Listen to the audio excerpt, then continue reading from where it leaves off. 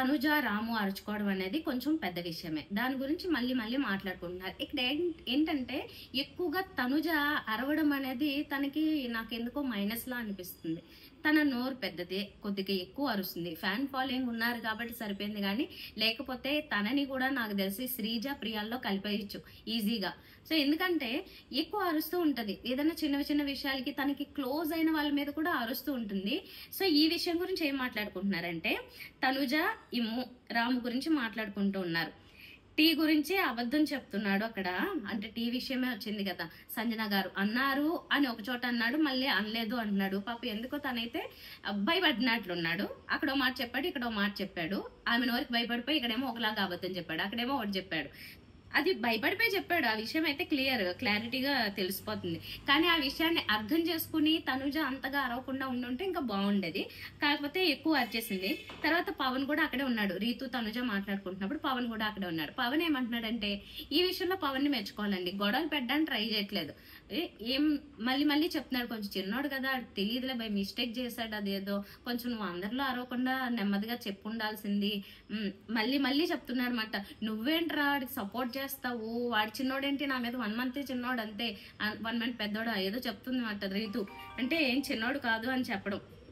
So తన అలా చెప్తూ ఉన్నా రీతు అండ్ తనుజ ఎక్కువ వాదించట్లేదు, కానీ రీతే కొద్దిగా వాదిస్తుంది. నువ్వేంటి సపోర్ట్ చేస్తున్నావు అన్నట్లుగా.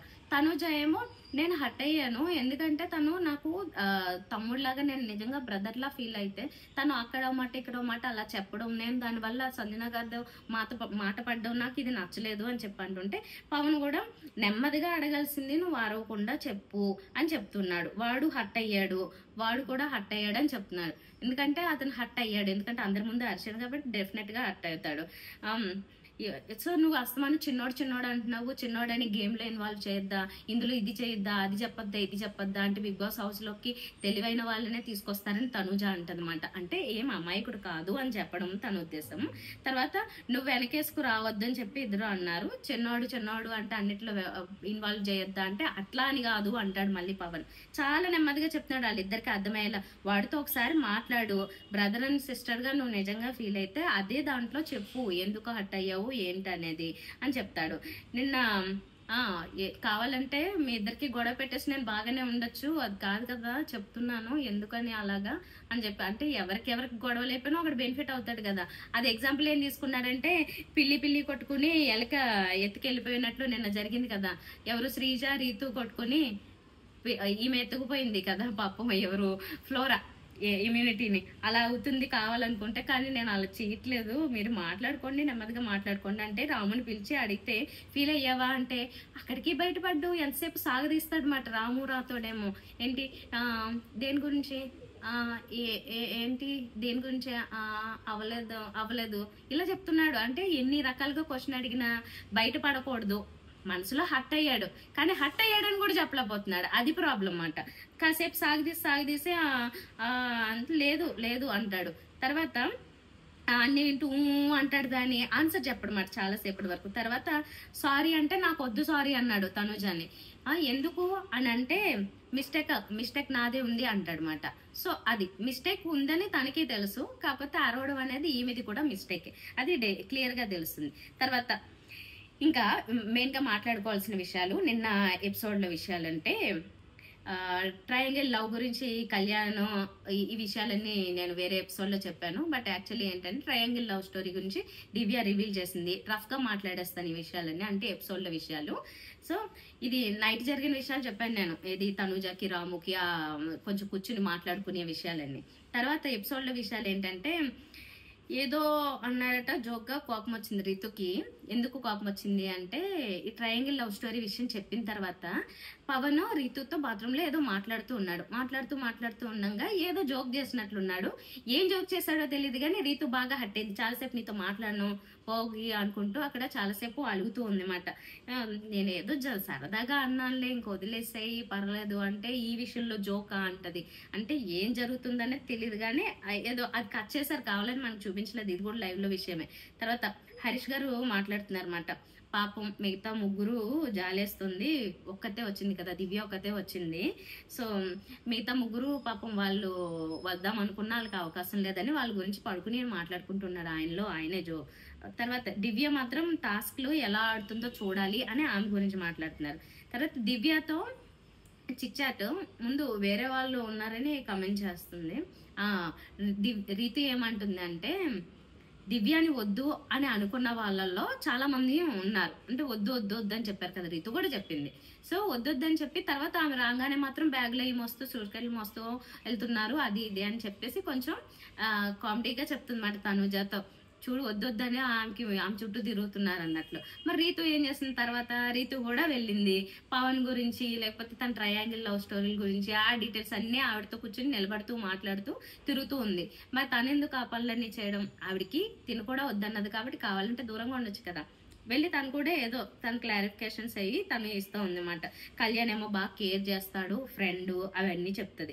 పవన్తో ఏంటి అని అడిగితే మాత్రం పవన్తో క్యూట్, పవన్ ఇన్నోసెంట్ క్యూట్ అంట, జెన్యున్లీ నైస్ అంట, వాడికి ఏం కాకూడదు మంచిగా ఉండాలి వాడు అని కోరుకుంటాను నేను, వాడు అందరూ హ్యాపీగా ఉండాలని కోరుకుంటాడు, మంచి క్వాలిటీస్ ఉన్నాయి వాడి దగ్గర, అందరినీ బాగా చూసుకుంటాడు అని ఇవన్నీ చెప్తూ ఉంటే, స్టార్టింగ్ లో కూడా ఇలాగే ఉన్నారా మీరు అంటే, స్టార్టింగ్ నుంచి ఇలాగే ఉన్నారా మీరు అంటే, స్టార్టింగ్ నుంచి అలాగే ఉన్నాడా అంటే కాదు, ఫస్ట్ నాకు తను మానిటర్ గిన్నెల దగ్గర మానిటర్ కదా, అలా ఉండి తర్వాత నెమ్మదిగా మా మధ్య క్యూట్ బాండింగ్ అంటది, అది ఆమెకి క్యూట్ బాండింగ్, బయట మాత్రం అది పులిహోర బాండింగ్ లాగా అందరూ మాట్లాడుతున్నారు. సో అది ఆమె క్యూట్ బాండింగ్ అని మాత్రం చెప్పింది. తర్వాత మొదలైంది నా లిప్స్టిక్ ఎక్కడా అంటది సంజన, అంటే సంజన గారి లిప్స్టిక్ ఎవరో లేపేసినట్లున్నారు, లేపారు యాక్చువల్లీ సంజన గారి థింగ్స్ ఏమో తనుజ అండ్ రీతు దొంగలించి షూలో పెట్టారు. అసలు దొంగతనాలు సరదాగా ఏంటి, ఒకరి మీద ఒకరికి కోపం. ఇప్పుడు తనుజ కాఫీ దబ్బేసి ఉంటుంది సంజన అని చెప్పి, సంజన గారి థింగ్స్ ఆమెను పొద్దున్న లేవగానే ఆవిడ మేకప్ వేసుకుంటది, లిప్స్టిక్ లేకపోతే ఇంకోటి ఏమున్నాయో అవి ఇంపార్టెంట్, అవి ఖచ్చితంగా అవి కావాలి, అవి లేపేద్దామని రీతుతో ప్లాన్ చేసి అది లేపేసి ఎక్కడో దాచేశారు. కానీ నైటే ఆమె ఏదో వెతుక్కుంటూ నాది పోయింది, నా లిప్స్టిక్ పోయింది అనుకుంటూ తిరుగుతూ ఉంది, కానీ ఎవరు దొంగలు అనేది ఆమెకి ఇంకా తెలియదు మాట. సో అది జరుగుతున్నది. తర్వాత ఇద్దరు దొంగలే అయిపోయారు మొత్తం బ్యాచ్ అంతా. ఫ్లోరా అండ్ భరణి మాట్లాడుకుంటున్నారు. అబ్బో ఇది ఇంకొక స్పెషల్ డిస్కషన్ అన్నమాట. ఫ్లోరా భరణి గారు మాట్లాడుకుంటూ డైట్ గురించి మాట్లాడతారు, ఎక్సర్సైజ్లు వీటి గురించి, అంటే ఫిట్నెస్ గురించి వీటి గురించి మాట్లాడుకుంటారు. అఫ్ కోర్స్ వీళ్ళిద్దరు ఎలిజిబుల్ దాని గురించి, ఈమె కూడా అది మెయింటైన్ చేసుకుంటుంది, అంటే స్ట్రాంగ్ గా ఉండదు కానీ బట్ ఫిజిక్ మెయింటైన్ చేస్తూ ఉంటది, ఆయన కూడా మెయింటైన్ చేస్తున్నారు. నా గేమ్ ఎలా ఉంటది అని చెప్పి అడుగుతారు అన్నమాట ఈయన ఫ్లోరాని, ఆవిడ గురించి అడుగుతూ తెలుసుకుంటున్నప్పుడు, అంటే ఈయన గురించి ఆమెను అడిగి తెలుసుకుంటున్నప్పుడు, మీరు ఫెయిర్ ఫైటర్, ఆనెస్ట్ గా టీమ్ సైడ్ ఆడతారు, మీకు ఆ స్పోర్ట్స్ లో ఉన్న ఇది ఉంటుంది, ఇక్కడ కూడా కంటిన్యూ చేస్తున్నారు, చాలా స్పోర్టివ్ గా కూడా ఉంటారు, అందరినీ చూసుకుంటారు, కేరింగ్ గా చూసుకుంటారు, అంటే ఆయనకి తెలిసిన వాళ్ళని పలకరిస్తారు, ఆయన మిగతా బ్యాచ్ లో కలవరు, కాకపోతే సుమన్ని కావచ్చు, తనుజని కావచ్చు, ఇంకా ఫ్లోరా గారితో కూడా బాగానే ఉంటారు, ఇలాంటివన్నీ చూస్తూ ఉంటారని చెప్పి ఆయన గురించి మంచిగా చెప్తుంది అన్నమాట, ఈ విషయాలన్నీ చెప్తుంది. తర్వాత ఇద్దరు దొంగల గురించి ప్లాన్ చేస్తారు. ప్రియా అండ్ ఈమోతో ప్లాన్, ప్రియా హెల్ప్, ఇది నేను విషయం ఆల్రెడీ వేరే ఎపిసోడ్ లో చెప్పాను. ఇది ఏంటంటే ఇలా నడుస్తున్నాయి మొత్తానికి. మేజర్ గా చెప్పుకోవాల్సింది ఏంటి అంటే మాత్రము ఓన్లీ తనుజ, ఈ ఎపిసోడ్ లో తనుజ కొన్ని ఎపిసోడ్లో ఆమె గట్టిగా అరవడం అనేది వినిపిస్తుంది, అది కొంచెం తగ్గించుకుంటే బాగుంటది. ఆమె కూడా అన్నెసరిగా తనకి బాగా క్లోజ్ అయిన ఇమ్ముతోనో భరణి గారితోనో అందరితోనూ తనకి కొంచెం గొడవ అవుతుంది. ఆ గొడవ ఏమవుతుంది అంటే రీతుతో కూడా అయింది కదా, అట్లా కొంచెం డిస్టెన్స్ అనేది పెరిగిపోతుంటుంది. బ్రదర్ రియల్ గా బ్రదర్ అని ఫీల్ అయ్యానని చెప్పి రాముని అంటుంది, కానీ నిజంగా రియల్ గా బ్రదర్ గా ఫీల్ అయితే నా మీద అలా అరుస్తుందా, పక్కా తీసుకెళ్ళి మాట్లాడుతుంది కదా అని రాము కూడా అంటున్నాడు. అంటే బాగా హర్ట్ అయ్యాడు, మిగతా వాళ్ళ ద్వారా ఇన్ఫ్లుయెన్స్ కూడా అయ్యి ఉండొచ్చు.